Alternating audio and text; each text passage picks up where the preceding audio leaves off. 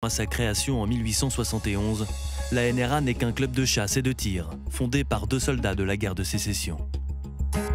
Pendant un siècle, ses objectifs sont de promouvoir la pratique du tir et la défense des chasseurs.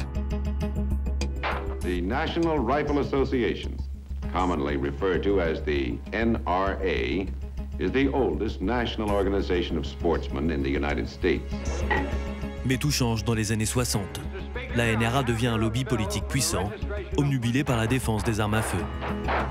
L'organisation se politise et se radicalise soudainement à la faveur d'une actualité violente et meurtrière. Now Robert Kennedy has shared the fate of his brother John. So soon after the death of Martin Luther King, this tragedy must bring Americans to their senses to legislate for federal control of firearms. Tout a changé à la fin des années 60. Une période très violente avec les assassinats de Martin Luther King et de Robert Kennedy en 1968. Pour apaiser les tensions, le président Johnson lance alors des réformes restrictives sur les armes à feu. De quoi susciter beaucoup d'inquiétudes, même chez les démocrates partisans de Johnson.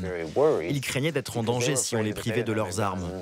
Beaucoup avaient peur de certains mouvements noirs américains, comme les Black Panthers.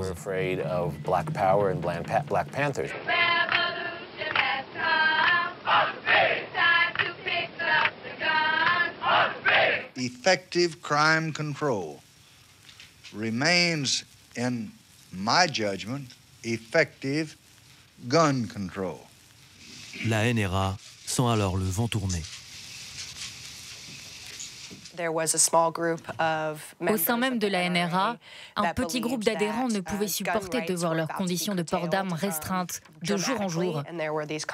Alors ils se sont regroupés et organisés. Ils ont réussi à prendre le contrôle total de l'organisation depuis l'intérieur. D'un simple groupe de chasseurs modérés, la NRA est devenue une organisation conservatrice et radicale, dont l'unique message est « Le droit de chaque Américain à posséder une arme à feu ne peut en aucun cas être entravé ». Pour légitimer sa lutte, la National Rifle Association s'appuie sur le fameux second amendement de la Constitution américaine. Rédigé en 1787 par les pères fondateurs, il est aujourd'hui au centre de tous les débats. Nous croyons en notre pays, nous croyons en nos droits et en la Constitution. Nous croyons au second amendement. Nous voulons être libres et en sécurité. Et le second amendement est la seule chose qui nous permette d'être libres et en sécurité aujourd'hui.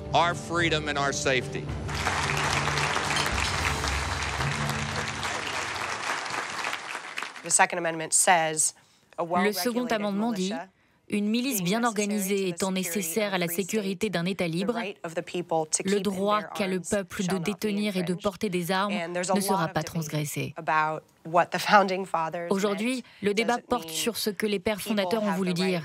Est-ce que le texte signifie que les Américains ont le droit de former une milice pour combattre un éventuel gouvernement autoritaire? Ou est-ce que ça veut dire que chaque Américain a le droit de porter une arme n'importe où, n'importe quand?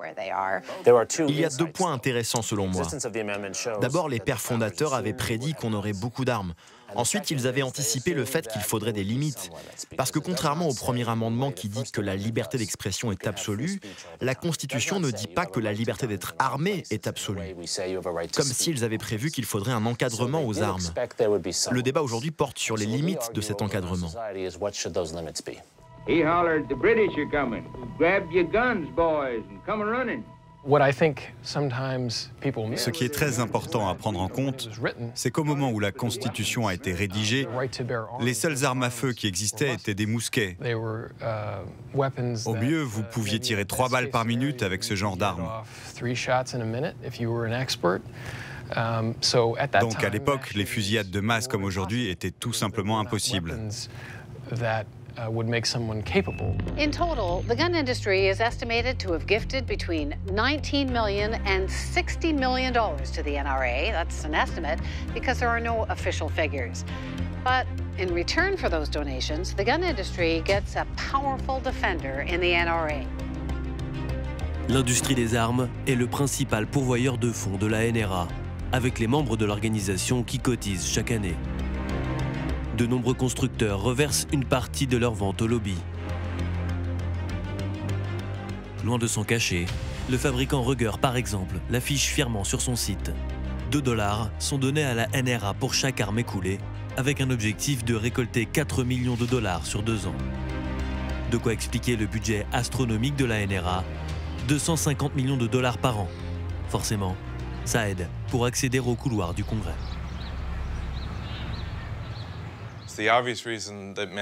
Les fabricants d'armes donnent aussi de l'argent à la NRA, car c'est la NRA qui fait la pluie et le beau temps sur les ventes. Par exemple, à chaque fois qu'il y a une fusillade aux États-Unis, les ventes d'armes explosent. Parce que les gens se disent « c'est le début de la fin, on va m'empêcher d'acheter des armes ». Cette crainte est entretenue par la NRA pour augmenter les ventes. Donc forcément, ce n'est pas étonnant que les industriels reversent une partie de leurs bénéfices à la NRA.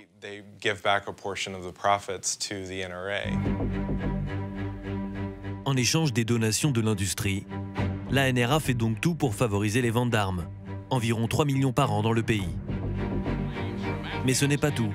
Grâce à son influence sur de nombreux élus du Congrès, elle parvient à faire voter des textes en faveur de ses donateurs. En 2005 par exemple, le Congrès adopte l'acte de protection relatif au commerce des armes.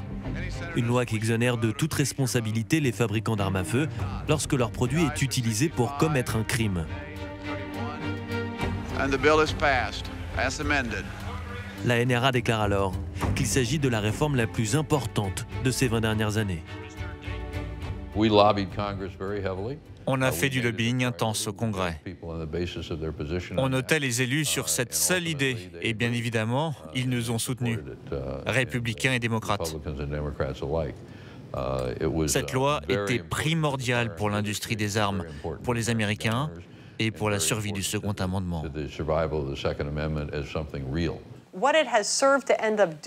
Cette loi a surtout eu pour conséquence de faire disparaître les armes du débat.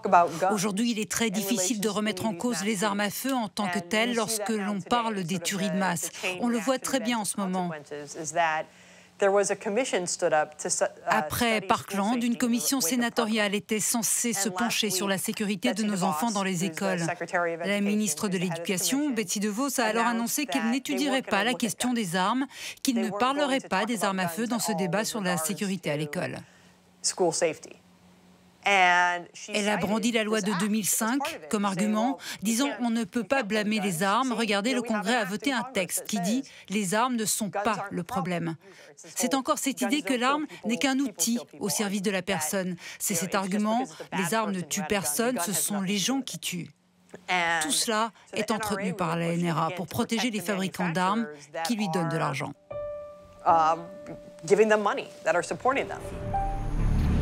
Ce n'est d'ailleurs pas un hasard si la NRA a choisi Dallas pour sa dernière convention annuelle en 2018. 80 000 amateurs de la gâchette rassemblés autour du lobby et d'un invité de marque, le président Donald Trump. Trump, en son royaume totalement décomplexé, affiche un soutien sans faille à la NRA et va alors justifier le port d'armes en prenant pour exemple les attentats de Paris en 2015. They were brutally killed by a small group of terrorists that had guns. They took their time and gunned them down one by one. Boom, come over here. Boom, come over here. Boom. But if one employee or just one patron had a gun, or if one person in this room had been there with a gun, aimed at the opposite direction, the terrorists would have fled or been shot. And it would have been a whole different story. I mean, right?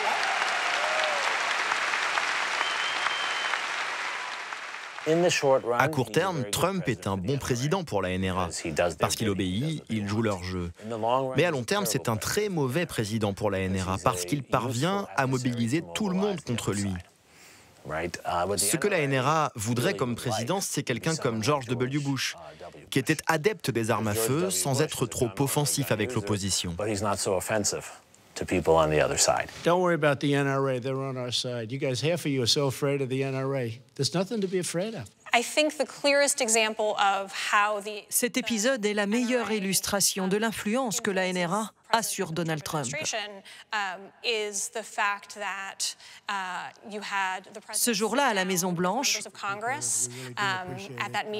le président discute avec des membres du Congrès, des jeunes, des survivants de Parkland. Et il semble ouvert à l'idée de réduire l'accès aux armes à feu. We're going to be very strong on background checks. We'll be doing very strong background checks. Very strong emphasis on the mental health of somebody. Et puis le soir même, il dîne avec les patrons de la NRA, Wayne Lapierre et Chris Cox. Et on n'entendra plus jamais parler de réforme sur les armes.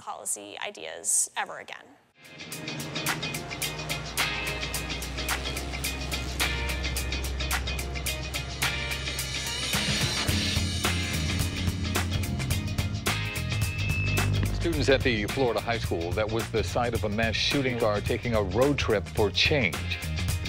Earlier, they boarded buses bound for Tallahassee. Je suis venu vous dire que le combat continue.